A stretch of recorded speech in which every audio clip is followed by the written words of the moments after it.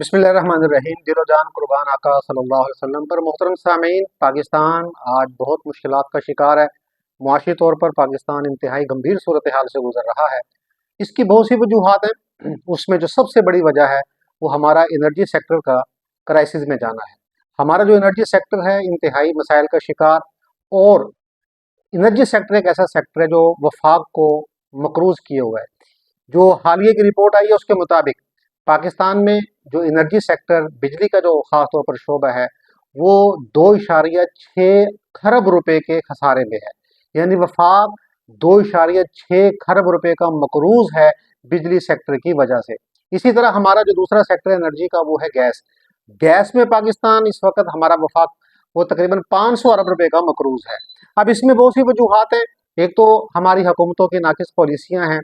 ہم اگر 1980 کے بعد کی صورتحال دیکھیں تو پاکستان میں جب انرجی کے مسائل بڑھے اور ضروریات بڑھی، لیکن ہمارے ہاں کنزمپشن تو بڑھی لیکن پروڈکشن جو اس طرح نہیں بڑھائی جا سکی، تو حکومتوں کو عوامی مسائل کا سامنا کرنا پڑا، عوامی نفرت کا سامنا کرنا پڑا۔ تو پھر حکومتوں نے سوچا کہ ایک پازیٹیو رسپانس پیدا کرنے کے لیے لوگوں میں اس طرف توجہ دی جائے، تو انہوں نے بجلی کی پروڈکشن کو بڑھانے کے لیے بجائے لانگ ٹرم پالیسی اختیار کرنے کے شارٹ ٹرم پالیسی اختیار کرنا شروع کی اور آئی پی پیز کے ساتھ ایگریمنٹ کیے۔ اب اس کا ایک فائدہ تو یہ ہوا کہ فوری طور پہ ہمارے ہاں جو بجلی کی ضرورت تھی وہ پوری ہو گئی، لیکن اس کا جو نقصان ہوا وہ یہ ہوا کہ ہمیں انرجی سے آئی پی پی سے بجلی حاصل کرنے کے لیے بہت زیادہ پیمنٹ کرنا پڑے۔ اب مسئلہ یہ بنا کہ وفاق آئی پی پی سے مہنگی بجلی خرید رہا تھا اور سستی بجلی جو پھر آگے لوگوں کو پرووائڈ کر رہا تھا، کیونکہ اگر جس ریٹ پہ وفاق آئی پی پی سے بجلی خریدے اور اسی ریٹ پر اگر عوام کو دے تو اس کا پھر ریٹ بہت زیادہ اور عوام کو بہت سی مشکلات کا سامنا کرنا پڑ سکتا تھا۔ انہوں نے اس کا حل یہ نکالا کہ ریٹ کم کیا جائے۔ عوام کو تو فائدہ ہوا کہ بجلی کے ریٹ ایک حد تک رہے، لیکن وفاق ہمارا خسارے میں چلا گیا اور وفاق کو بہت زیادہ نقصان ہوا۔ آج صورتحال یہ ہے کہ اس وقت وفاق 2.6 کھرب روپے کا مقروض ہے، صرف اس بجلی کے اس ناقص پالیسی کی وجہ سے۔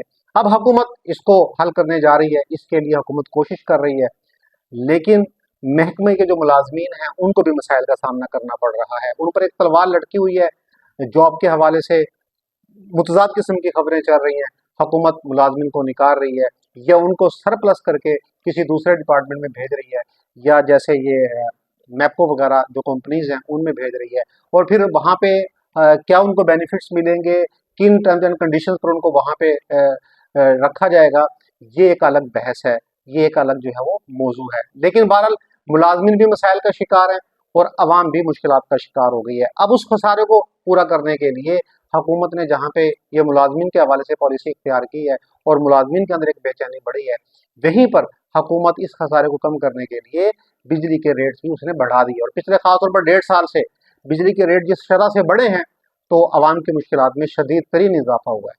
اور ہر عام آدمی کی اگر ہم زندگی کو دیکھیں تو وہ جو کچھ ارن کر رہا ہے تو اپنی آمدن کا ایک بڑا حصہ وہ یوٹیلیٹی بلز کی مد میں ادا کیے جا رہا ہے۔ اس میں بجلی کے بلز ہیں، اسی طرح گیس کا بل ہے، تو ان دو سیکٹر میں عوام بھی اپنا بہت زیادہ پیسہ جو ہے وہ خرچ کر رہی ہے اور یوز ہو رہا ہے۔ تو یہ مسائل ہیں جو فیس کرنے پڑ رہے ہیں، عام آدمی کو بھی فیس کرنے پڑ رہے ہیں اور اسٹیٹ کو، ریاست کو بھی فیس کرنے پڑ رہے ہیں۔ ان کا حل عارضی نہیں، مستقل بنیادوں پر نکالنا چاہیے۔ کوئی پالیسی ایسی اختیار کی جائے کہ جو مستقل بنیادوں پر پالیسی ہو، جس کا فائدہ ریاست پاکستان کو بھی ہو، حکومت پاکستان کو بھی ہو، عام شہریوں کو بھی ہو، اور اس کے ساتھ ساتھ ان شعبوں سے وابستہ جو امپلائیز اور ملازمین ہیں ان ملازمین کو بھی فائدہ ہو۔